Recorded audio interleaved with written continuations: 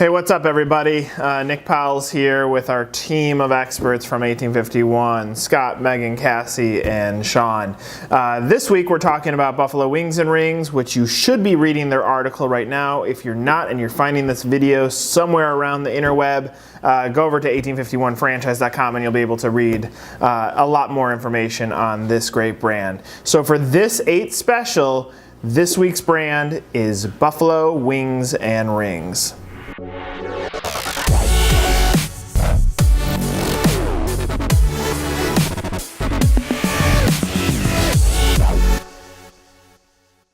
All right, we're back with the 8 special here talking about Buffalo Wings and Rings.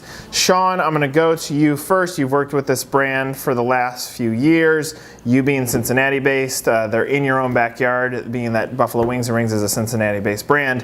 What do you like most about the brand? And we're going to go around with our panel just so that you, our audience, can hear some things or feelings that we have about why this could be the right franchise opportunity for you. Yeah, what I like about brands is, number one, if they're in a really strong category, which they are. Everybody knows that wings and beer and that type of sports environment is very hot.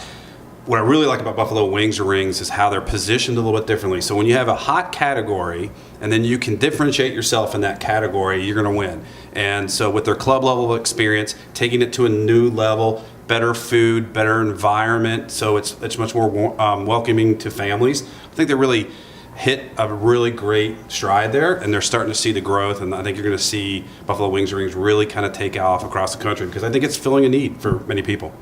Hey, Cassie, from a story standpoint, obviously you've interviewed some of their franchisees, their corporate staff. What do you like about the brand?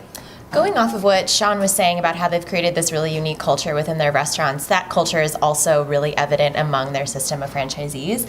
Just from interviewing people, they really do rely on that network that they've created, and the corporate team and all of its local owners are really supportive and working together to constantly find a way to make that business opportunity even more accessible for new franchise owners, which I think is really important when you have a brand that's trying to grow rapidly across the country. Okay, that's great. Great feedback. Megan, you too have interviewed a lot of their franchisees and their executive team.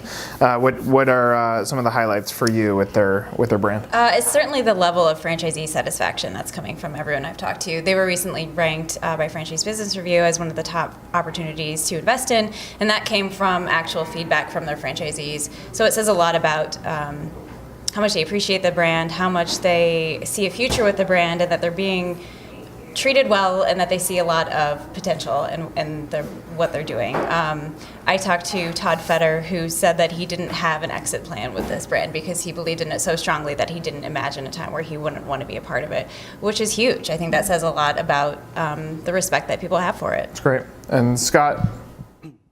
I think specifically from a franchise development perspective, I like their approach in terms of being more selective with their candidates. Obviously, there's a lot of franchise brands out there that want to grow regardless of quality of franchisee, and they're selective and patient from a growth standpoint. They want to make sure they're growing with the right people who not only can sign and open, but are still going to be franchisees 10, 15 years down the line. Franchisees are going to be able to expand with the brand and are kind of have an approach that's consistent with their values. So I think they're going about their development the right way, just from a quality over quantity perspective. That being said, the fact that they've been doing that, they're growing rapidly due to the fact that the quality of the people they've brought in are turning into great operators, which are producing great results, which makes the opportunity more valuable. So it ends up being this snowball effect from doing things the right way. Yeah. So I like that the brand's opening units now. They've built up a model so that now they're opening up a lot of restaurants.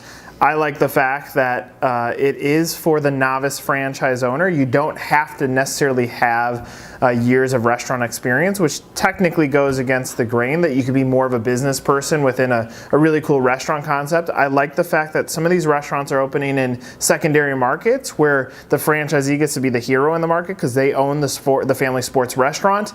I love the product. I think they have some of the best wings on the marketplace, and I think they take care aware of their product in a deep way. You can see in their delivery product, they deliver food on China. Some of the like-minded competitors would deliver their food in more plastic settings. So it's interesting for them to try to elevate this and create the club level experience. So great brand to take a look at. Our prospects here on 1851 like to buy because of product, territory availability, strength of leadership, investments, and how much money you can ultimately make. And all of those research points you can find on buffalowingsandrings.1851franchise.com. Thanks for watching. This is the 8th special on Buffalo Wings and Rings.